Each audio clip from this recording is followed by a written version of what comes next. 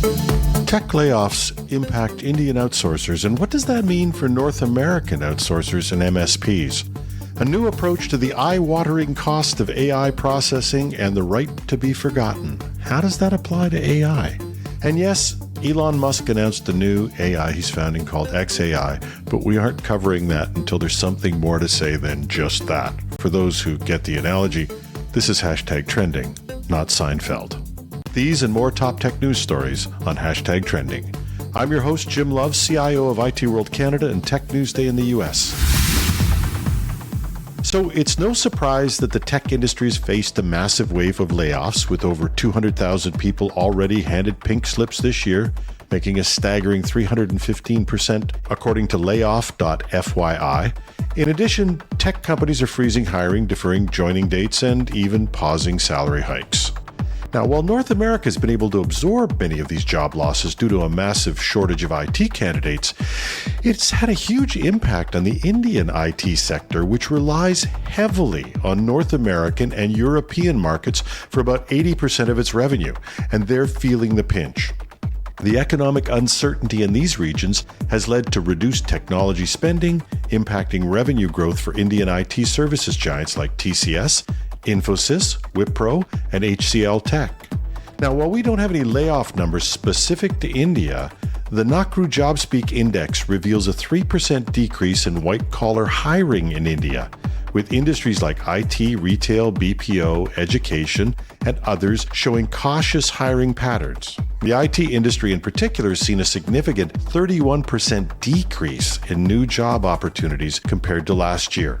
Amazon has postponed hiring new graduates for at least 6 months amid widespread job cuts.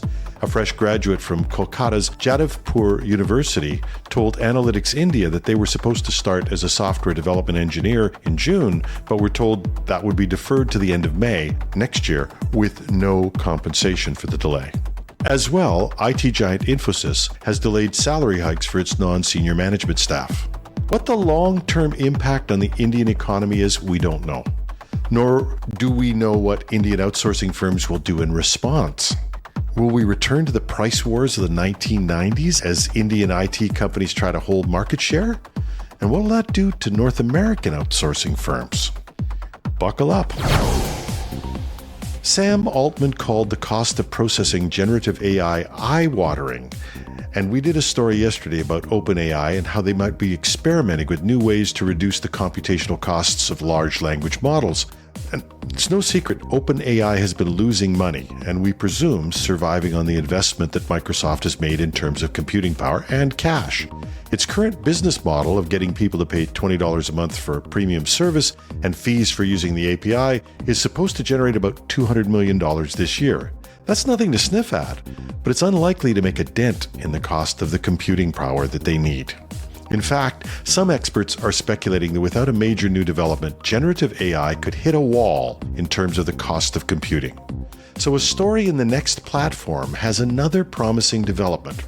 Researchers from the University of Washington and the University of Sydney have proposed a new architecture called the chiplet cloud, which could potentially revolutionize the way we run AI models.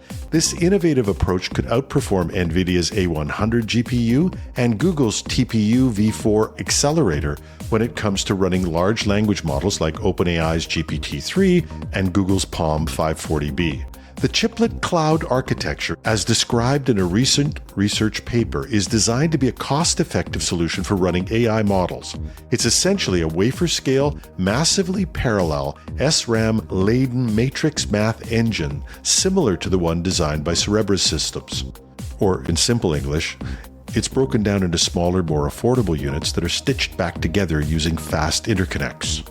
Now, the researchers estimate that the cost of making an accelerator for the large language model inference is about $35 million, which includes the costs of the CAD tools, IP licensing, masks, packaging, server designs, and the human labor. And that investment would be peanuts if the performance and cost potential of this architecture turns out to be real. The chiplet cloud architecture could potentially bring a 94 times reduction in cost per 1,000 tokens, and a token is approximately a word or section of a word. and a huge reduction in latency compared to NVIDIA's A100 GPU. Now, even against Google's TPU v4, the chiplet cloud shows a 15 times reduction in cost per 1,000 tokens generated running inference and a 19 times reduction in latency. The development could have significant implications for the tech industry, particularly for companies like Microsoft, Google, and Amazon, who are continually seeking ways to make AI inference less expensive. The chiplet cloud could be a game changer, potentially driving down costs and improving performance in the AI space. So here's a cool fact. At least one of the researchers, I haven't checked on the others, but at least one of the researchers is now a Microsoft employee. Granted, this research was done before he joined Microsoft. But imagine the irony if Microsoft ends up having the architecture that would be the way Google AI was able to run at a profit. Shout out to the Next platform on this. If you want to geek out and dive even further, there's a link to their in-depth article on the text version of this podcast. Now, here's a great question I hadn't thought of.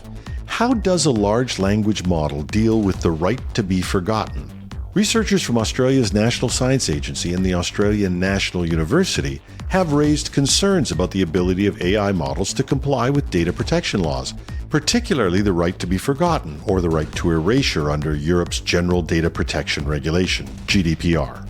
OpenAI's ChatGPT or Google's Bard or Meta's Llama or any other large language model might find compliance challenging due to their unique data processing and storage methods.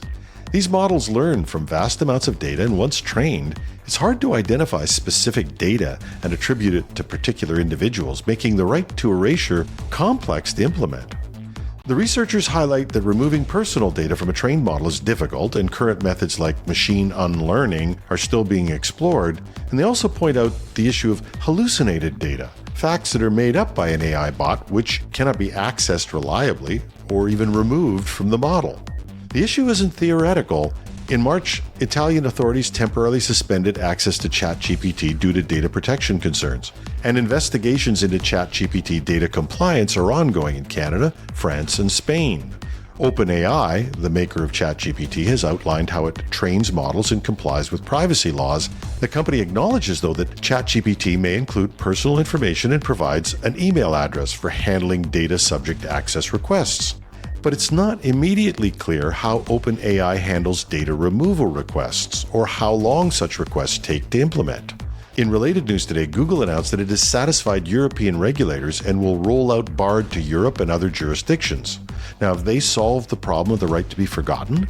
There's no info on that yet, only the fact that they had a huge jump in their share price when they made this announcement.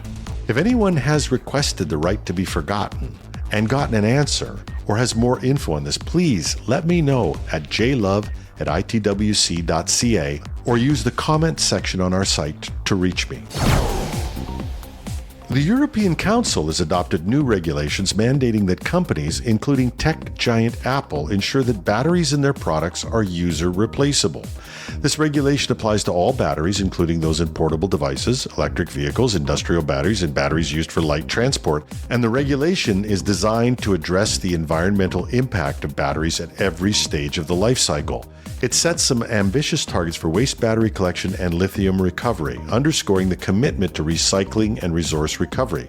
By 2027, portable batteries incorporated into appliances should be removable and replaceable by the end user, giving manufacturers ample time to adapt their product designs. The regulation is expected to meet resistance from companies like Apple, which currently offers an official self-repair program enabling individuals to access required parts and tools for repairing their devices, including battery replacements. Now, I get this might be a pain for Apple, but our job isn't to make their life easier.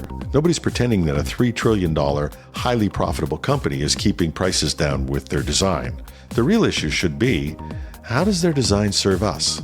But there's a bigger question for me. Why is it that European regulators get this and nobody in North America thinks about it? There you go, thinking out loud again. And that's the top tech news stories for today. Hashtag Trending goes to air 5 days a week with a special weekend interview episode called Hashtag Trending, the Weekend Edition. Hope you check it out this weekend. It's going to be great. You can follow us on Google, Apple, Spotify, or wherever you get your podcasts. And we're also on YouTube 5 days a week with a video newscast, only there we're called Tech News Day.